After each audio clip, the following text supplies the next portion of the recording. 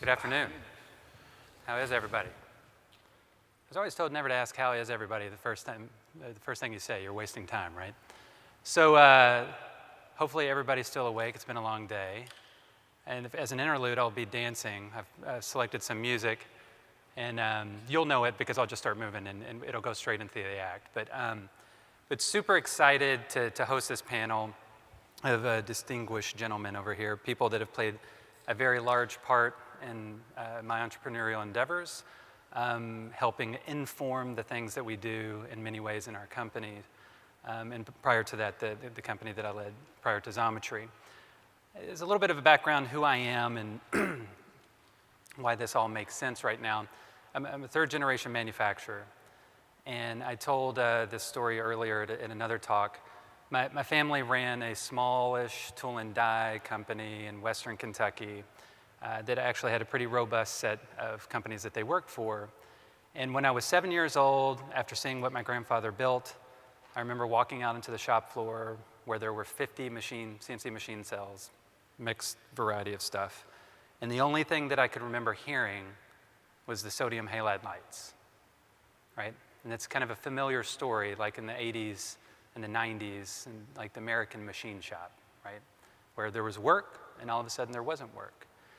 So moving forward, I sought out to build a company that helped to bridge that divide, right? There's a world of demand coming in. There's a world of possibilities in our machine shop platform in the United States to do these things, but very little opportunity for these two things to cross, other than the yellow pages, phone, fax, or whatever it is, right? And so while today is extremely important, we represent on this panel 3 distinct categories. And Paul pointed this out outside as we were standing. We have a supply manager on the left, we have a customer in the middle, and we have Jeff, who does just about everything, but most importantly is providing the technology now to make a lot of our future initiatives possible. So we represent, from the pro side of this, right, all the things that we need to get all the answers to all the questions that we might have as providers and partners, manufacturers, and vendors. So just a little framework on how today should go. I would like to spend half the time doing questions. And so half the time we'll frame kind of the agenda for the questioning in the beginning. But before we get into the questions, let's start with Jeff. Would you mind introducing yourself? Sure. My name is Jeff Rizzi. I am Director of Digital Machining for Sandvik Coromant. Sandvik Coromant is the world's leading supplier of metal cutting tooling and know-how to the metal cutting industry. My background is I'm in year 39, I believe, of manufacturing. I'm a journeyman machinist, manufacturing engineer, worked for a machine tool company for several years, and I've been with Sandvik for 23 years, mostly in technical side of the business. I did spend 5 years as a global manager for Jim's company, as a supplier. And then what I'm responsible for now is our kind of a digital, I hate to use the term Industry 4.0, but it's the digital manufacturing side of our business, our offer to machine shops. And I'm Jim Rink. I work for Caterpillar, 30th year with Cat. I run 3 factories for Caterpillar, one in South Carolina, which has got a hurricane going over the top of it sometime tomorrow, a cab factory in Joliet, and then a hydraulics factory in Joliet. I grew up, I see my Wisconsin guy out there with the Wisconsin jacket on there. I grew up in West Allis, Wisconsin. That is a place that was named after its factory. So if you ever kind of study Milwaukee suburbs, we had no identity of our own other than the fact we were west of the factory. And I have always loved manufacturing. I wanted to be a manufacturing person when I was probably about 8 years old. And I've done a couple engineering stints in Caterpillar, but I always came back because I just love making things. And Cat's a great company to be a manufacturing person in, and it's been fun. And again, I'm here today because I know Dura, and I thought I might be able to add something to the customer perspective. And I'm Paul Erickson. I spent 32 years working for large corporations, and I've spent the last 12 years consulting in supply chain. And It's interesting. I became a chief procurement officer at a Fortune 300 company, and I'd go and mix with my peers at events like this, and I was sort of a little bit different in more than one way, but one of them was I started out as a buyer. I mean, I actually bought machine parts in the early days. And there's not a lot of people at executive level in OEM purchasing that actually sat at a buyer's desk. And that has been so valuable to me. I really learned most of what my foundation for purchasing was as a buyer. The other thing that was different is I never got an MBA. And people were just amazed somebody could actually get promoted without an MBA, but we'll talk about that some other time over beers. I've been a change agent in purchasing since I started out. And why is a change agent needed? Well, if you were to take a look at the purchasing department back at the River Rouge plant in Michigan in the 19-teens, there's really not much that's changed in how purchasing is managed than there is today. And everything else has changed for the better. Purchasing hasn't, and there's a need for a change, and I think we're sort of on the cusp for that right now. And I'll be interested in, some of the answers I give to some of your questions probably will be different than you've heard from other purchasing executives. And that's sort of what my goal in life now is to try to have that influence on larger companies and help them understand not only the value but the financial benefit that can be obtained if you work differently with your suppliers. Can you guys hear me? Felt like what's going on. All right, so we got the intros. Fantastic. Seems like we have just a little bit of experience on the panel. I mean, you guys have junior experience, I think, across the three of you guys. And as I said before, I'm the EVP of Platform for Xometry, and where we fit into this, we're the largest on-demand manufacturing platform in the United States, if not the world, where we match a bunch of machine shops across the United States to inbound demand, right? So somebody comes in, uploads a part, and we match it out to the right shop to do it. So we're a technology company. So to kick off the conversation, I'd like to frame it like this. We've all walked around IMTS. I think there's a lot of stuff. It's hard to take in. And it seems like constantly, as a machine shop owner-operator, or if you're on the engineering or the pro side of the case, it is impossible to figure out truly what is needed, right? There's 95 solutions per everything that you need, but if you're cutting things, you just need to cut things, and if you're engineering things, you just need to engineer them. And so, Jeff, you and I had a conversation this morning about that, right? So from the very high level, if we think next-gen procurement, sourcing, whatever, there's the array of things to do is enormous. And what should we do to cut through the chaff? Like, how can we, as procurement professionals, and also on the other side of the equation, how can we get ahead and just kind of weed through it? Well, I mean, the first thing from my perspective is, like I said, we've got to cut through the noise. So an example of that is we keep hearing Industry 4.0, we think about digital, and the problem with that discussion, it's at such a high level, it's kind of hard to understand how that's going to affect our machine shops.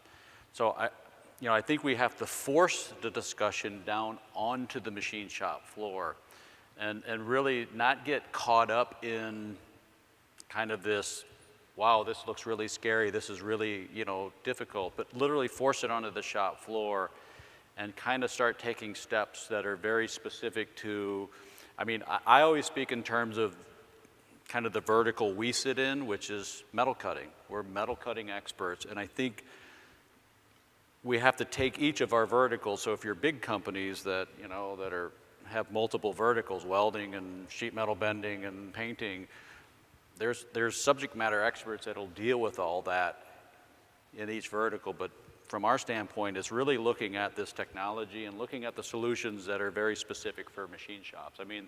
For me, that's the very first start of it. That's great. And I think that leads itself to just one level down in the questioning. and I'll take it to you, Paul, what innovations, either in practice or technology, should we be looking at? Like, what are the macro things? Let's start there. Most of the tech, I'm talking about the purchasing aspect of the relationship between the supplier and the OEM. Most of the technology I've seen, Drew, has basically been tactical improvements. It hasn't really been a fundamental change in how things are done. Innovation is always good. One of the things about innovation that's common sense, you don't need an MBA to understand this, is that suppliers that provide innovation, that continue to work on a job to improve it such that they can drive costs out after they're awarded it, will get ongoing business. And I was talking to Jim here just a few moments ago, and it's when I was purchasing manager and when I was a buyer, we always had annual cost reduction goals that we'd work with our suppliers. Anybody ever run into those? Yeah. Well, those were driven by internal annual cost reduction goals. And I think if you were to talk to Jim, he'd tell you that that's sort of what drives his performance rating year to year, is how much did you improve things over the year. But really, to answer your question, I think the thing that's going to change the relationship between OEM customers and suppliers going forward is a change in focus. The focus needs to be making purchasing decisions based on their impact on revenues and profits rather than on piece price. And for that to happen, the metrics used to measure purchasing department and personnel changes need to change. Because when I was a purchasing manager or buyer, I was primarily measured on annual price reduction impact. And OEMs need to expand their view to understand that that is not the only contribution area where purchasing can impact revenue and profits. No, and you bring up a good point that maybe, Jim, if I could just turn my attention to you on this question. What matters? At the end of the day, what matters? Wow, that's broad. It is. So again, in the context of Top Shops, right, it's the quality has to be good, right, because that'll kill you. It's got to be on time, and then we have to hit mutual agreed to targets of cost. But yeah, I think that's, and then there's got to be a trust degree. There has to be a degree of trust between the supplier and the customer. And without trust, it really does break down, because then we're each second guessing each other to death, and it doesn't go very far. How many people supply CAT? Any CATs? Oh, the one poor devil. Two. We're not easy to deal with. I mean, if they're all going, oh yeah, because we're big and can kind of be clumsy. And I think folks will say that the other guys that they work with take a lot less staff, because when we're booming, and when we're busting, and we want all the parts we can get when we're behind, and we dump all the stuff when it's kind of falling apart. So we can be a handful. So being a good supplier, good quality, good delivery. Paul, you go first. And I'd I have like a follow-up. to build on a little bit both what Jeff and Jim. I don't know if you heard what I heard, but Jeff said you need to get to the shop floor, and it needs to be data-driven. And Jim said there needs to be a little bit of trust in the thing. Both are important. It can't be all trust, and it can't be all data-driven. And it so often is the case, there needs to be a middle ground in where you're looking at. So I just want to say I agree with both positions that you took. You guys hear me? That's exactly what I want to follow up on. I believe that trust is going to be the greatest point of innovation in 21st century sourcing, because we have to re-quantify and qualify what this relationship looks like, right, between supplier and customer. So from a data perspective, I'm a new shop. Let's just say I'm a new shop. I'm coming in, and I want to win Cat's work. And this will be a two-part question, one to you, Jeff, and then one to Jim. How can I start conveying things through tools to win the trust of Jim? So I'll answer the technology question Yes. after I make a little commentary. Yes. You talked about this trust between supplier and OEM, right, the customer. So obviously there's a responsibility on both sides, right? The customer has to actually treat you in a professional way. But I think as suppliers, we actually have to understand what the customer's true needs are. You know, I hear this a lot. We need to listen to our customers. That's not enough. We have to understand our customers. And I saw a couple hands go up and say, you know, who's the supplier to Cat? Raise your hand if you're also a Caterpillar CPS Greenbelt. Do you understand their internal ways of doing business? Do you read their annual and quarterly reports to understand what's important to them, right? Their major initiatives. You know, that's part of understanding your customer. You know, when you walk through a shop, do you pass by the bulletin boards that essentially track all their major initiatives inside a plant? You know, so some of that is, you know, incumbent upon us as suppliers to our customers to actually understand that. You know, and then once you've done that, then I think you can start to develop, you know, the data, right? The technology that actually supports what they're trying to accomplish. You know, and I think a lot of this is about transparency, understanding, you know, where you are in your, if you're making parts for Cat, truly where are you in the process of making a component, you know, so that it's not a surprise if you're going to run late, right? You can track things, and maybe you can get some help with that.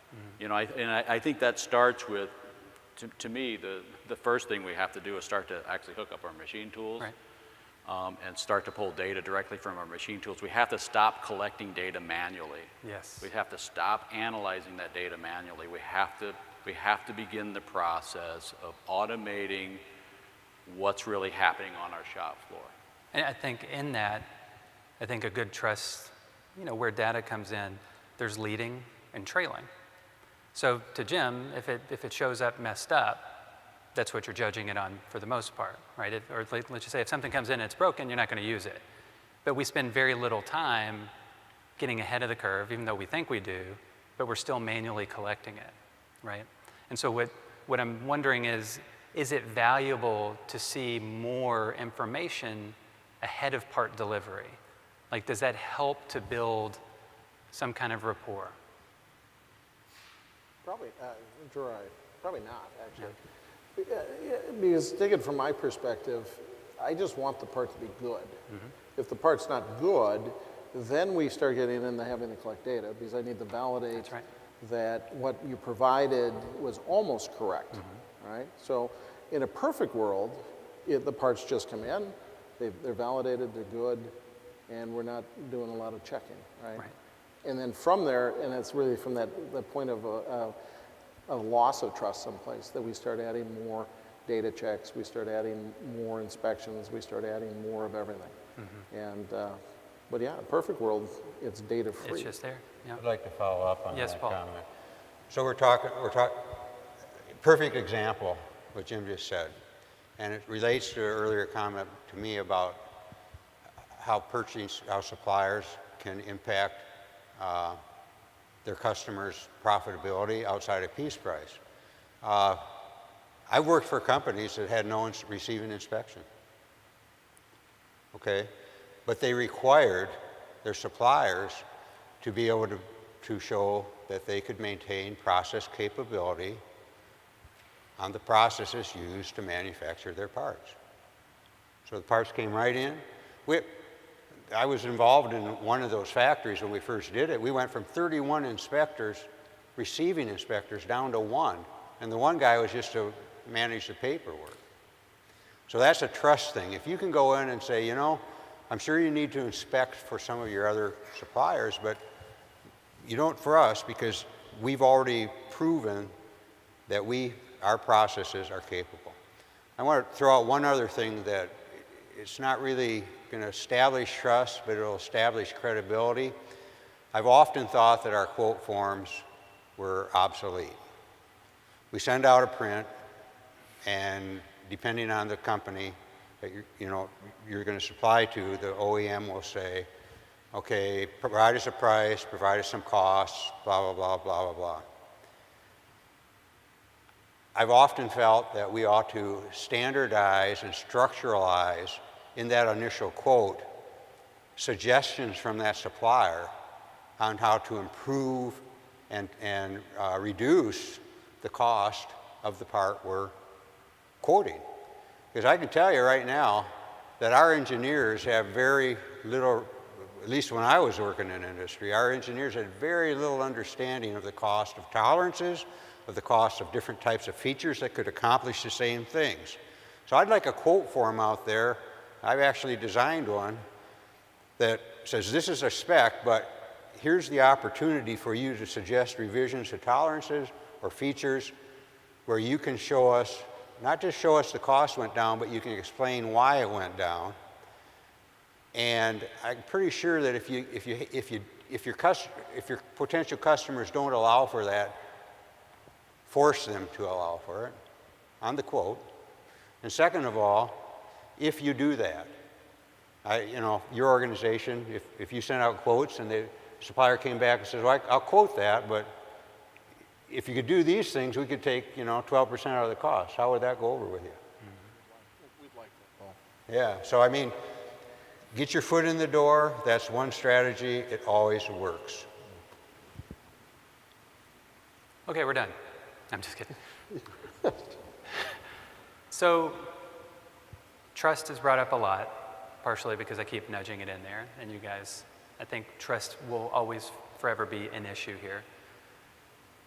What is, in each of your respective lines, the greatest barrier in that trust hurdle?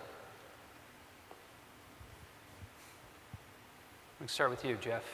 I mean, personally, from our standpoint, it tends to be our frontline salespeople because they don't ask enough questions. They're literally not curious enough to ask the right questions. Sometimes they're afraid to ask the question, and I think as suppliers, it's almost like sometimes we're afraid to let the customer know that we actually want to sell something to them. But the fact is that's what our business is. It's selling things, a service or a product to somebody. And I think we have to be very open about that. We shouldn't be, we do this almost too much. We do planning, right? Strategic planning for a certain customer, but we do it in our own office. We don't actually go to the customer and ask them how we should strategically plan for them. So I think being very open about what our goal is, right? We're trying to sell you something. We think we have the best solution for you, but let's make sure that we do, right? Let's have this open dialogue about it. And I think that we have to kind of move, again, I think it comes back to this, listening to the customer isn't enough. It's about understanding the customer, spending the time to really understand what the strategic initiatives are within your customer. It's not easy. You can't do it for, it takes a lot of work. It's a lot of time. But at the end of it, it pays off.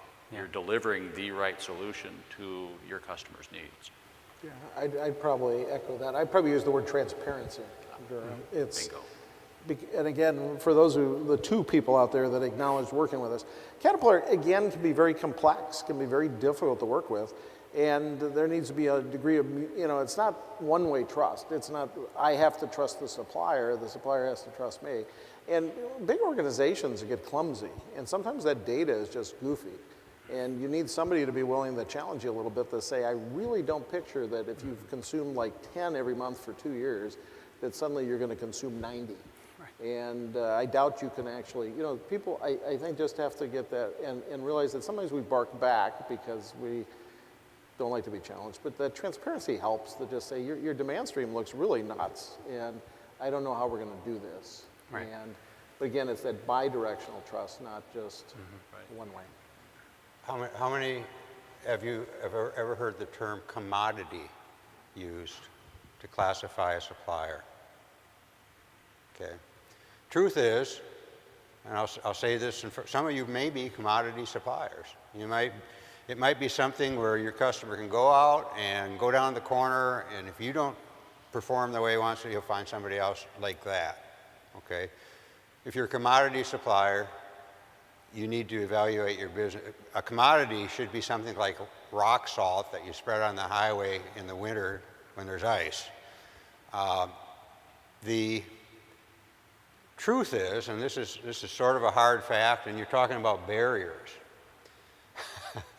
In my experience, and I've done a lot of consulting with big companies, 80 to 90% of the companies I consulted with sort of felt like every one of their suppliers was a commodity supplier.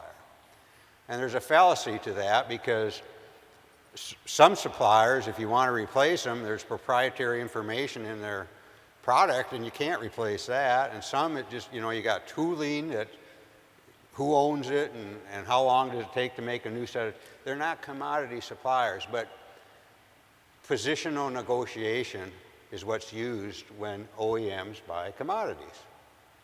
Okay? I want rock salt. I want a lower price for that salt. And you won't give it to me, I'm going to go some. That's, if your OEM customer is treating you like that, it's because they treat everybody like that, and that's a barrier. Mm-hmm. Because why would you share with a customer like that innovation? Why would you share anything? Right. That's an interesting point.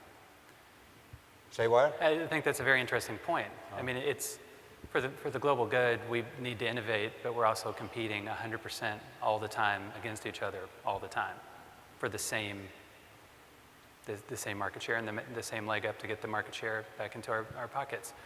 I think one thing I'd like to do now is just package what we've gone through here.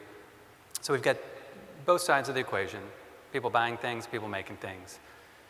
Let's think of the top two things now for both sides in the form of tools that they need to consider to be successful. Now, to give you an example, if I'm a machine shop, right, I want to get my machines wired up, right? Let's just say that. First thing, so I can manage my own floor better and understand what I have. That would be one thing. Let's just say if I'm on the pro side, right, I've got a more lightweight ERP system, for example, that we don't have to update every 10 years and it's going to cost $5.5 million and it's going to take whatever to get it through. But if you had to give two recommendations per side from a tool set, it doesn't have to be just technology. Two things: better phone system, right? Better triple punch for your papers to put into your folder, right? The two things that people here can leave with. We'll start with, we'll go Paul this time, coming down to Jeff. Okay, I'm going to name one thing. One thing. Okay, and that is your true lead time. Okay, and that it's important both to the supplier and to the OEM. I'm not talking about the lead time when somebody has a short fuse order and you jump through hoops to meet that order. Because what happens when you do that? All the other jobs that were in the pipeline, they sort of get pushed back a little. I'm talking about through your normal processing without heroic action, what's your true lead time? Okay. The reason that's important, and Jim brought up something earlier, he said, you know, quality's assumed, delivery's assumed, and of course you got to be ballpark competitive. But it matters how you get your quality. It matters how you achieve your delivery. What's a good way of getting good delivery performance if you're not really an efficient manufacturer? Build ahead? Ship from stock? That's costly. And if you're doing that, you've got to reduce your margins to hit the price point that it's going to get you the business versus somebody that, so from the supplier side, a shorter true lead time is better. From the OEM side, if they are aware of what your lead time is, they'll understand how you're accomplishing your quality and delivery and cost and price. Because the shorter the lead time, you don't have time for all those inspections. It's got to be process capability. Shorter lead time, build ahead. The amount of time the inventory sits is included in the lead time. And of course, a shorter lead time drives costs out of your product. So that's going to be my answer. It's a big one. It's a big one. You control that, you control it all. What do you think, Jim? Oh, I like it. We have to let them ask questions. Oh, we're coming up on that. I know. I got to dance first. I told you I Okay, gotta dance first. so I just always got to quiz you all, though. China, how many people either do business in China or been to China? Okay, recently? I mean, how many people have been traveling to China more than, say, 10 years? Okay. So our best, I'm in the component business for Caterpillar, so I make cylinders, hydraulic cylinders, valves, pumps. I've been on the transmission side, so I made gears.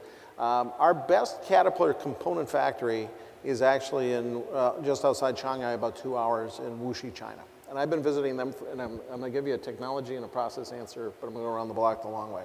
I have been visiting them for 13 years. I was there when they put the beams up to build the place. And the thing about, if you've been, people have a conception that like China factories are like dirt floored, just primitive little places. They're unbelievably aggressive people, and they're actually, 10 years ago, that probably was a fairly accurate snapshot maybe to say it was, OSHA ugly, primitive, low-cost factories. Today, they're extremely high-tech, and so my answer would be, because they're a handful to compete against. They're inquisitive. Somebody was asking me, I was talking to all these robot people, and they're like, hey, we want to do an automation project, and we want to, do a vision system. And I'd say, well, if I was going to do one in my component groups, we'd do it in China, because the Chinese the team's inquisitive, they're very high-tech, and they realize that kind of the wolf's at the door. I had a conversation a couple years ago when they said, well, hey, Rink, we're the guy down the street. So this is a Chinese guy saying. He said, I got a guy down the street that can sell below my material cost. And I'm like, well, welcome to my life for like the last 10 years, And he's like, well, I got to do something. And so, so I'd say it's that curiosity, it's innovation. They're dinking around on stuff all the time. I was just there, and they'd built their own little weight sensor. A guy took like a Raspberry Pi circuit board and built something. And I think, so my two answers for you is that curiosity, that need to innovate and recognize that you've got to stay running just to kind of stay where you're at. And if you don't, you can't just stay where you are. And you can compete because you got geographic preference, but you can't just be the same company 10 years from now that you are today. Yep. You're last. So I've been in that plant in Wuxi. I've been there because we had our team that was at the Joliet facility. Mm-hmm. We did a lot of work there, and we helped transfer the technology over to Wuxi.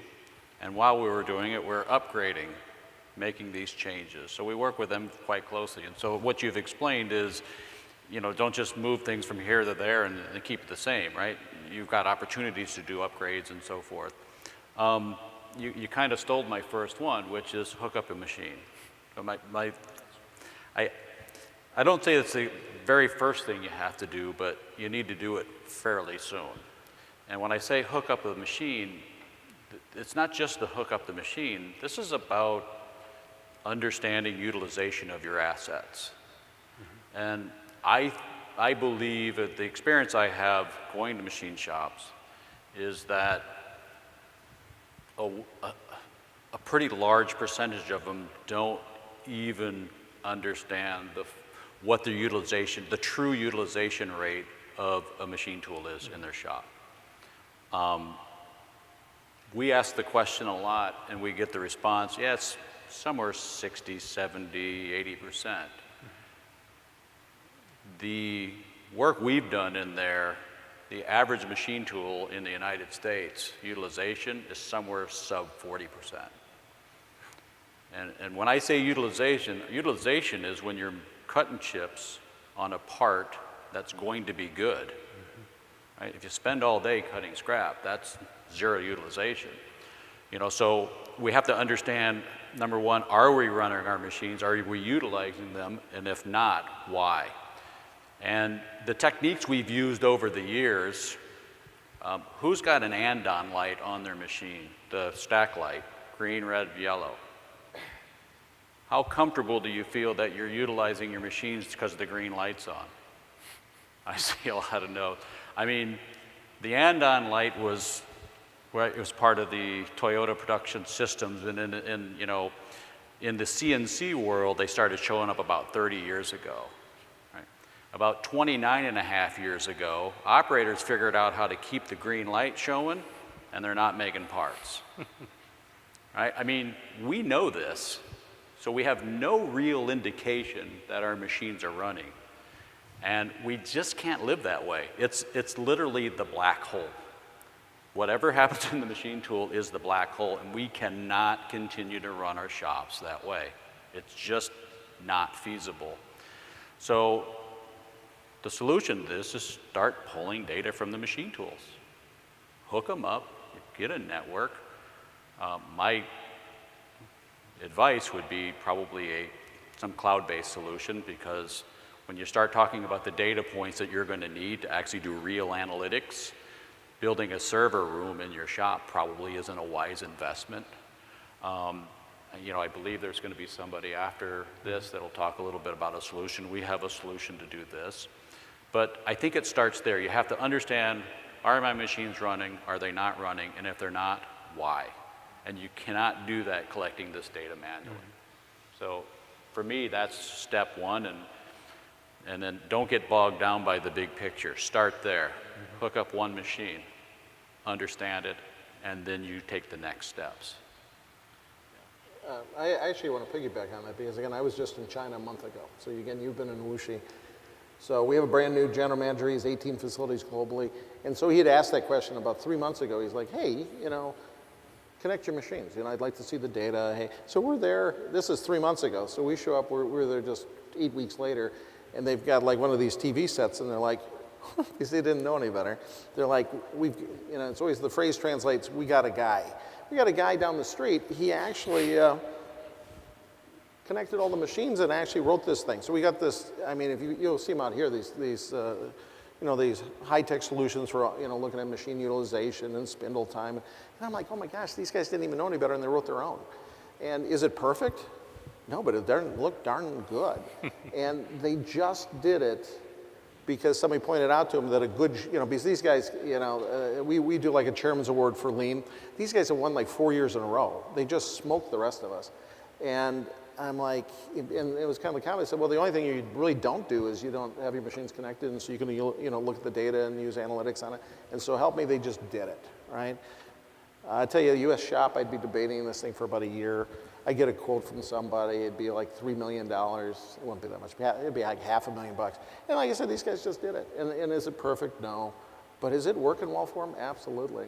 And they're using it to make decisions, and they're going to just use it to get better. Yeah. Well, and you talked about lean, right? Right. And actually, we have a competitor, our solution, and I've heard him say this, and he's exactly right. If you say you're doing lean and you don't have your machines hooked up, you're fooling yourself. That's right. That's not lean. You have to have empirical data coming from your machine tools to even think that you're doing lean fully. You're making steps towards it, but that's not truly lean, because you don't even really understand your utilization, and that's kind of one of the hallmarks of being lean is driving utilization improvements. What I think's great, and we'll jump out to the audience here in a second, if I could just kind of recap about just using that example. If you look at the broad spectrum of answers that you guys gave, it's still, we kind of need to repackage and rethink what we are evaluating as important and be more diligent in collecting the information to feed into those assumptions and the delivery of the reality of those assumptions. So meaning, you think that you're lean, you've been driving your business for 10 years to be lean, you have to have a tool now you have to validate it from the most granular of data sets.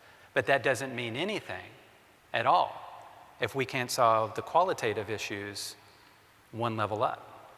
If you don't have the relationship or the basis for a relationship, then that doesn't mean anything. But the way that you can establish the bases of those relationships is by being more diligent on both sides. So me being the customer, understanding my supplier, and me being the supplier, understanding my customer. And I think those are powerful, powerful takeaways. So I think we've got 15 minutes, so I have a question. Does anybody have a question?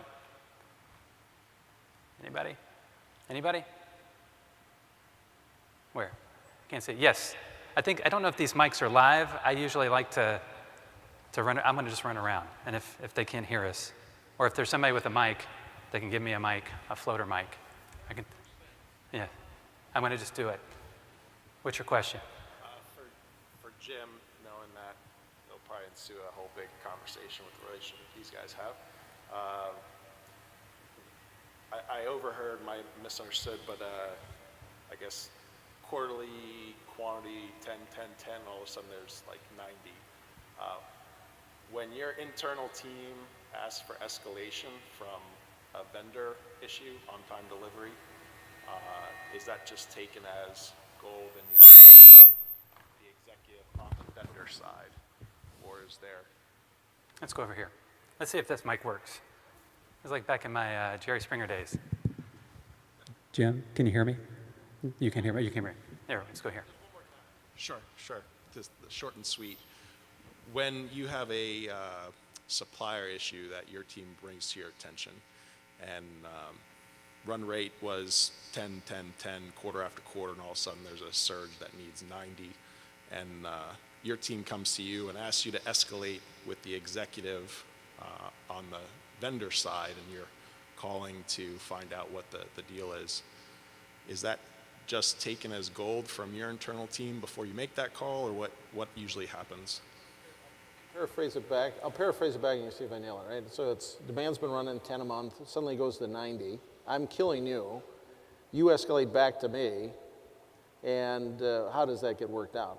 Well, one, I think reality needs to set in, right? I think that's the first thing is your likelihood of actually being able to go up 9x in 1 month is probably not going to work. And though, I'll pick on me a little bit. Caterpillar does have moments when we do that. At some point, the physics of life, and that's the neat thing. I was a manufacturing guy, and I liked being an engineer because math always trumps desire. And at some point, if you're struggling, you're not the only supplier in the world who's struggling going up 9x. I can't actually catch up either. So I think we always have to bring up a voice of reason that says, yeah, I realize the data might say that, but there's a good chance that the data is wrong. So let's figure out how do we actually expect somebody to really do that. So to feed your answer back to you would be to say, we do really try to be reasonable people, but sometimes we're, my wife would tell you that she said, my husband's a good man, but he's just damn insensitive, right? And it's just getting through that insensitivity that means I don't listen, right? I don't mean to be bad. I just don't, I'm not taking a step back and saying, well, he's right. I don't like that, but I think he's right because that it makes no sense at all that we expect people to do this, right? So eventually, and for those who've dealt with this, eventually reality sets in and says, yeah, I don't think we can actually pull that off. But again, it's that transparency. Sometimes it is the vendor, it's a supplier being willing to confront us a little bit and say, I know you want me just to agree with you, but you really are being foolish, and this isn't going to happen. And the other things you agree with me, sooner or later we hit the wall together because there's never, think about what we do for a living as cat folk. There's 500 suppliers going together, and sometimes it is only like a handful of people that tell you you're being ridiculous, and it helps actually. You actually earn a lot of credibility by being the one person that tells us we're being kind of silly. So I don't know if I answered your question well, but If I can add just a word of maybe advice is. Sometimes your relationships need to go beyond just the purchasing organization too, so trying to develop champions inside the group that you're trying to do work for, so that you have sometimes different avenues, right, for this escalation process. I mean, that's worked tremendously for us. It's, you know, if my relationship is only back and forth with global purchasing, I'm sometimes at the mercy of maybe them not fully understanding the needs of who really is going to take the product that I'm delivering. So I think that that's something else, is starting to reach out and maybe try to build at least contacts and champions into the departments or into the business areas that you're actually doing work for, as who's really your end customer. So a lot of what we've been talking about up here, if you think about it, ties together. So transparency, utilization. What's utilization tell you? It tells you capacity, right? If you're at a certain utilization, your lead times will be different. So what I would say is, if you don't have customers asking you what your capacity is or what your utilization is, volunteer it to them. And so then if they have a 9 times production increase and they know you're already at 60% utilization, you can say, well, we'll do what we can. We'll always do what we can to try to, but you should know, because we tell you on every month where we're at, where our factory's at utilization, transparency. Yeah, I did want to also throw something else, because I love IMTS. You know, remember, 8 years old, I wanted to be a manufacturing engineer. And, you know, I had a grandfather worked at Alice Chalmers, and, you know, I've been around heavy iron a long time. And IMTS, 7th time, I had 2 guys in tow yesterday that are doing a Caterpillar facility startup. So we had the plant manager and we have his facility person. And so what we did was we spent the day with his new suppliers and to visit Mazak and say, you know, they're going to sell you a machine you don't like at some time. It's just going to happen. But we've been doing business with Mazak for 50 years. We've done business with Gleason for 100 years. You know, Akuma, 30 years. Don't throw that relationship away because you're upset about one machine. They'll always, you know, Sandvik, we've been probably doing business with you forever, right? Forever. Don't throw the relationship away because you're mad about one instance in time. And, you know, my coaching to them is, you need this, you know, I'm passing, you know, because I'm getting up there in years, I'm passing you the baton, because somebody did that with me, that you need to look at that relationship and value the relationship, because it actually will make a difference. And, but again, long players together, and again, we can't be static together either. If you go visit the Mazak booth, the Akuma booth, the Heller booth, the Landis booth, the G&L folks, they're all amazing me every time I visit them, right? They're continuously getting better because I need them to get better, right? So I'd say the same thing for you. If you're static, you're gonna have troubles. And then always draw back on that relationship. You know, CAT is really hard. You know, you deal with a machine tool vendor, they got the same leadership crew. You come see CAT, you know, a lot of us change over all the time. So you always have to kind of renew that relationship, but always try to draw back on, you know, we've been doing business together for 30 years. You know, we don't need to get, you know, we don't have to reinvent everything. Any more questions? Yes, you know the drill now. You gotta come up to the mic. I'd love to come out to you, but I just can't do it. Come on down. You just won a $25 gift certificate to Burger King.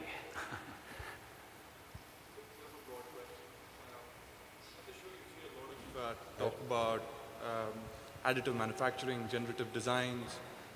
Do you see that what sort of impact do you see that have on the supplier ecosystem? And do you think that could bring production closer to the assembly point? What should, like, say, the machine shops and the others, how should they actually take that in, and how should they react to that innovation? I can take that one, right? Jeff? Yeah. Okay, so before you get too far, it's always good to rephrase it, right? So you can just nod if I'm getting it right. So you're really asking in the area of additive, what is additive, what might be additive help in a job shop environment? Or kinda? No. Your question is, would additive manufacturing help in a job shop environment, or? Those innovations like 3D printing, and if those become more economical, and if, like, say, like a Caterpillar brings that, like, say, closer to the assembly point, how would that impact, like, say, your supplier who are actually Okay, so it's more like, how might additive manufacturing done by me impact you, right, as suppliers? I think it very well could be, right? I think you can't be static, right? Because if you don't screw around with this technology and get good at it and think through it, and you stay doing what you're doing, I am going to get better, right? So you need to be offering me solutions that I can't offer myself. But I mean, if you go back in time, if you were running a job shop that was all manual machine tools, you'd be kind of a crazy job shop, right? You know, at some point you went NC, then you went CNC. I mean, the technology catches up. So out of my 3 facilities, one of the facilities is closing because of the fact that the cost structure is just out of control, and we're very old, and we just needed to reposition ourselves, right? But my job for the last year has been to reposition my workforce to move on and to say, hey, I always tell the guys this is like a vocational college, except I pay you. I just need to figure out what you want to be doing, and my chief job is to help place you in your next job. So I wouldn't say stole, we intercepted a Stratasys 380M industrial 3D printer, and I remember my boss saying, well, what are you going to do with a Stratasys 380? Because this is it's like a refrigerator, not a dorm fridge. This is like a full-size refrigerator-sized device. What are you going to do with a Stratasys 3D printer in a facility that's closing? I said, I'm going to teach my machinists how to use a 3D printer. And then I'm going to teach them how to not just print on a printer, we're going to teach them how to design for 3D. Because, you know, the worst thing you ever do is you build 2 flanges and bolt them together out of plastic. I said, guys, we're going to teach them how to do design thinking. We're going to teach them how to design for additive, because that'll differentiate them when they're job hunting. And it's been a great experience. So we got this little backroom thing going, and we did the first thing and say, hey, here's what CAT's doing in additive. Hey, here's what we can do on this printer and additive, and here's how you design for additive. And hey, go download Fusion 360 and learn how to use it, right? So to keep them kind of nimble and kind of keep them kind of innovative. But it's been a good experience. Paul, do you have a follow-up? In addition to that, I think it's a great question. I would put a little onus on you. Do you understand how your part is used on your customers' machines? Do you understand how it is connected, how it functions, all the other parts around it? Some of the best cost reductions we've ever had is when, say, a machining supplier came in and he looked how his part was used in a casting and a weldment and all this, and he was able to combine those 3 types of parts into a single type of a part and basically take significant cost out. But you have to understand how the part's used in the product. Any other questions? Yes, you're already up here. That's efficiency. He's very diligent. Hi, thanks for coming. Peter Doyle from Hirsch Precision. I have a 2-part question about 2 trends that we've been seeing in this function of from our customers that I wanted to ask for your perspective about. The first one is supplier managed inventory, and the second is supplier portals. We have tried to resist kind of participating in both. For supplier managed inventory, for customers that can't forecast their demand, we've said we're going to accommodate by reducing lead times for the most part. And for supplier portals, we're concerned that if our quality is there, if our delivery is there, and if we are in the ballpark, price competitive range, then a data collection exercise on for our customer doesn't seem to open up a lot of additional opportunity for us. But I just wanted to ask for this group's perspective on those 2 topics. That's a good one. Okay, so let's do vendor managed inventory. So I think that it depends if you want the business or not. Again, I'm not hardballing you that way. To deal with like some of the bigger companies, and you're dealing with people that your advantage is fast, right? So the other thing is, don't overcalculate your vendor managed, how much inventory you're going to manage. But I think sometimes you need to, because it's going to insulate you from me being kind of goofy on my demand spikes, right? Because it also acts as a buffer. I think you can negotiate that to a bit too, to say, well, how much of this is me and how much of this is you? Now, again, that 10-10-10-90 thing, we just had a discussion with one of our suppliers and said, well, how come they never have a problem with this? And the answer was, You know, like you get the Microsoft core package, there's actually a BI piece that's in there, the business intelligence piece. They said, well, they actually don't trust their forecast. They're using the BI tools out of the Microsoft package they're doing their own forecast. And their forecast is actually, we're really very stable in the forecast they're doing. They just use ours as a guide, and they're like, okay, but hey, by the way, you're varying from that. So I do think that, and again, you think about, we had all these MRP systems and millions of dollars in, SAP, and these guys are using a little package out of Microsoft, and it's working for them, right? So it's that kind of trust but verify. We'll throw that back at it. And then the other thing is that they want to do business with us, but they don't treat it as that it's static, right? We can, hey, I'll go bankrupt if I got to do this. Hey, can I do this? But I'll be really good at managing the demand spikes and things like that. So I think it's a lot more analytics out there, and those tools are really slick on being able to help you predict a little bit and not be a victim. I think that's the thing. My advice to you is never let us make you a victim.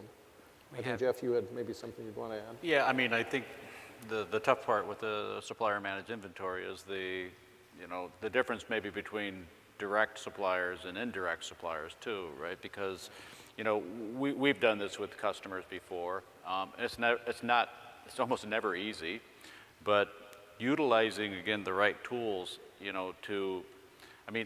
on the supplier side, you're just trying to keep the cost of that as low as possible. So you have to use techniques and technology and tools to actually make sure, and as you said, linking to their forecasting. And if the forecasting doesn't look good, you need to speak up, right? You need to go back to the customer and make sure that they understand that, wait a minute, this isn't what we were promised, right? So it is, again, we keep circling back to this trust and this transparency.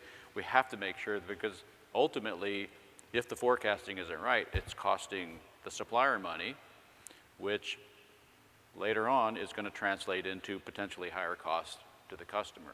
So I can't not comment on this. How often are forecasts accurate? They're never accurate. They are never absolutely accurate. So this is an area where I think OEMs have sort of let us down, and you guys, the suppliers, have a right to. Most big companies that buy from suppliers such as you, they have firm zones, right? We're gonna hold this 2 weeks. We're not gonna cut your orders 2 weeks out. But after that, do they have a flexibility that they expect out of you? And it's not that hard to determine, because you just look at historically wherever our order has been, and they could say, okay, after that firm zone, we expect you to be able to flex 20% or 25%. And that's the sharing of the information, the visibility that we're talking about.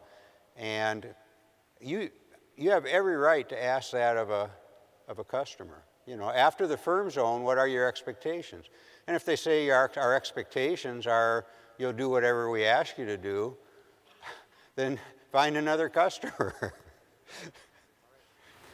Well, we're over time.